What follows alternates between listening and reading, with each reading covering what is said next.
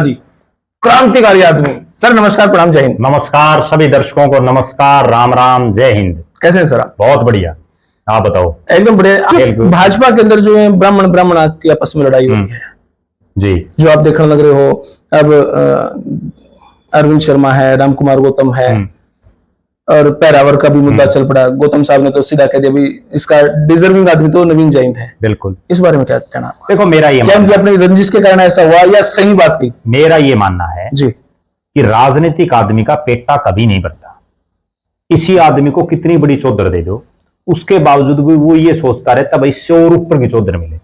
और लगभग राजनीतिक आदमी ये सोचते हैं कि हम ठीक है, पार्टी ने हमें पद दे दिया, लेकिन हमारे समाज में भी हम सबसे टॉप में हो। कोई भी समाज का रोड़ा, समाज में हम सबसे बड़े चौधरी हो। अब अगर ब्राह्मण समाज की मैं बात करूं, हरियाणा के संदर्भ में अगर हम देखें तो हरियाणा में ब्राह्मण समाज का आज तक का सबसे बड़ा नेता अगर कोई रहा है तो वो पंडित भगवत दयाल शर्मा रहे हैं, क्योंकि वो हरियाणा प्रदेश के पहले मुख्यमंत्री रहे और उनकी बड़ी टूटी बोली पंजाब में भी बहुत बड़ा नाम था जी। और पंडित भगवत दयाल शर्मा के बाद अगर देखा जाए हरियाणा की राजनीति में तो बीच में एक ऐसा ठहराव सा आया कि ब्राह्मण राजनीति में कोई बहुत बड़ा ब्राह्मण समाज का चेहरा नहीं बना पाया जी।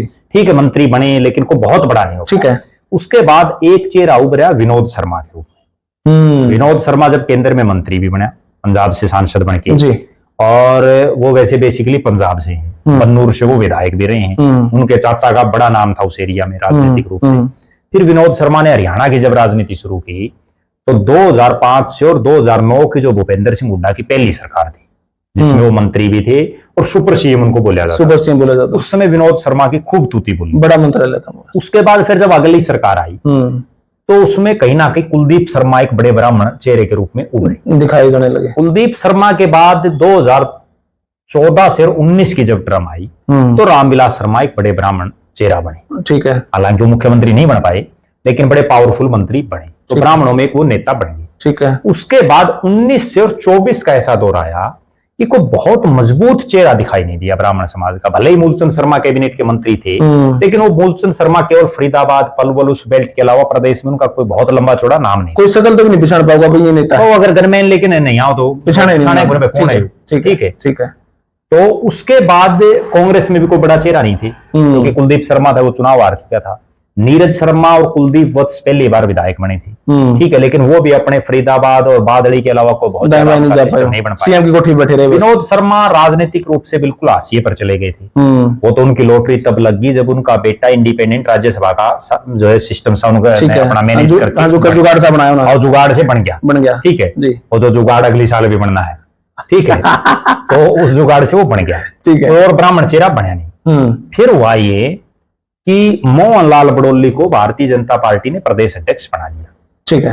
प्रदेश अध्यक्ष बनने के बाद मोहनलाल बड़ौली जगह जगह घूमे लेकिन ब्राह्मण समाज में उस स्तर पर अपना प्रभाव नहीं छोड़ पाए। केवल पार्टी के प्रदेश अध्यक्ष तक सीमित रहेगी क्योंकि लोकसभा का चुनाव हार गई, विधानसभा में उन्होंने चुनाव लड़ा नहीं।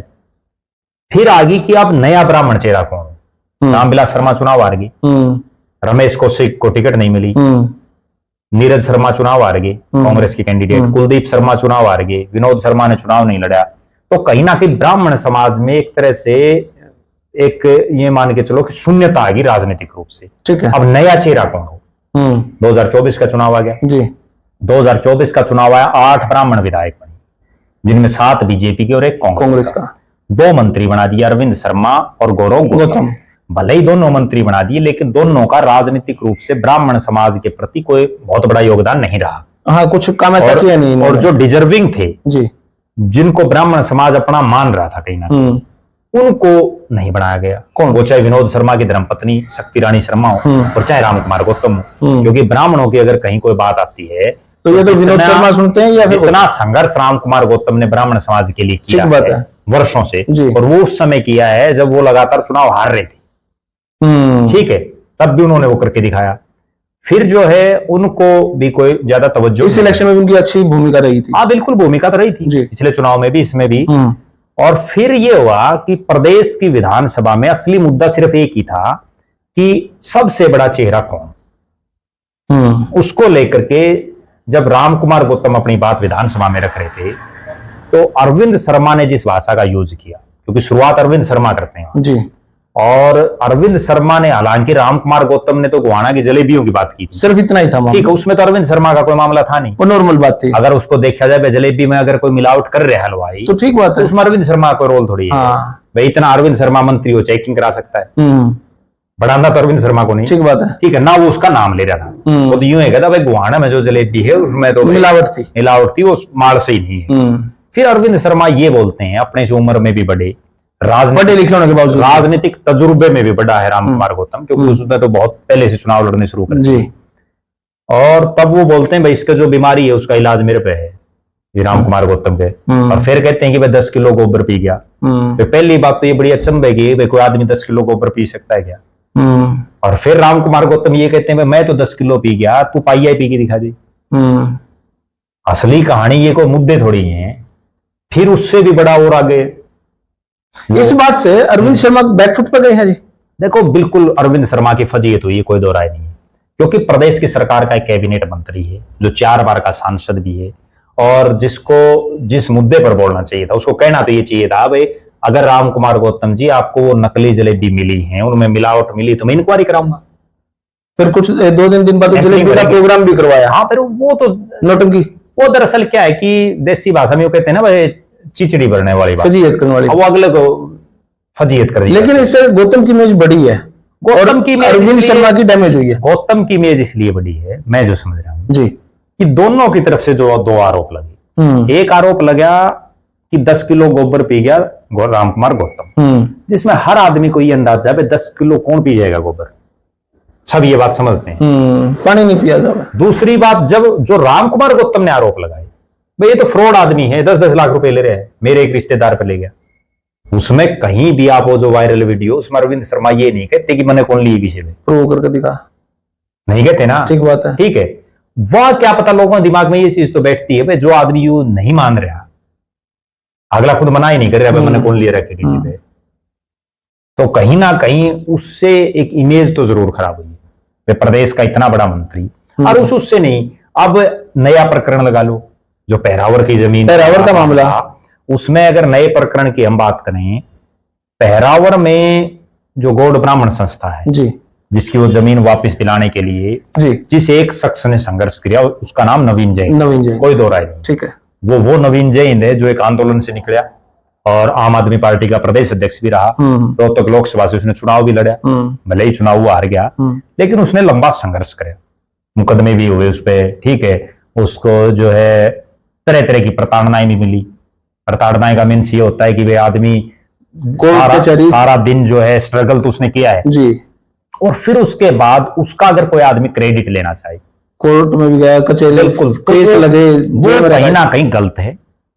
अरविंद शर्मा को चाहिए ये था जो वो भगवान परशुराम का जन्मोत्सव का जो कार्यक्रम कर रहे हैं राज्य स्तरीय, जिसमें नायब सिंह सैनी को बुला रखा है, उसमें होना तो ये चाहिए था कि उन्होंने प्रदेश के जितने ब्राह्मण चेहरे हैं उन सबको बुलाते, वो नवीन जैन को बुलाते, और बढ़िया तब होता जब वो मंच के माध्यम से ये कहते भाई इस नवीन जैन की वजह से ये जमीन मिली है, अरविंद शर्मा, उनका बड़प्पन होता, एक नई मिसाल दी जाती कि वे प्रदेश में ब्राह्मण समाज में एक ऐसा मंत्री पैदा हुआ है जो अपनी बजाय जो वास्तव में जिसको क्रेडिट मिलना चाहिए उसको क्रेडिट दे रहा है, लेकिन उसकी बजाय टांग खिंचाई एक दूसरे की, इससे उनकी इमेज को डेंट पहुंचा। बिल्कुल, देखो इमेज को डेंट तो पहुंचा है, वो तो सिर्फ हालातों में जीत गए, नहीं तो आप एक चीज देखो कि अरविंद शर्मा से बड़ा अगर सही मायने में देखा जाए तो हल्का बदलू भी नहीं है कोई, पार्टी बदलू भी कोई नहीं है, नेता बदलू भी कोई नहीं है, उन्होंने तो बहुत से हल्के बदल लिए, बहुत सी पार्टियां बदल दी, बहुत से नेता बदल लिए।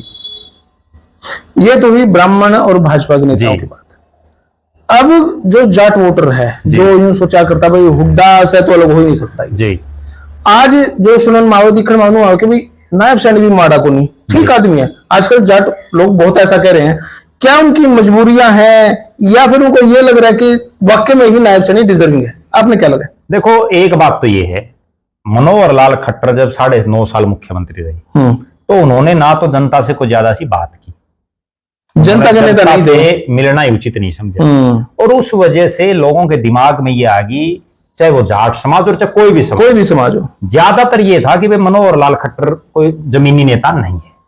उसके बाद नायब सिंह सैनी ने क्या किया, अपने लगभग जो है 1 साल और 2 महीने के आसपास का उनका जो कार्यकाल हुआ है, 2 महीने से ऊपर, उसमें उनकी मेन चीज सिर्फ एक ही उपलब्धि मैं मान रहा हूं, और वो उपलब्धि ये है कि वो जनता को टाइम दे रहे हैं, वो जनता से मिल रहे हैं। स्माइली फेस है। रात को 12 बजे भी मिल रहे हैं, रात को 2 बजे भी मिल रहे हैं।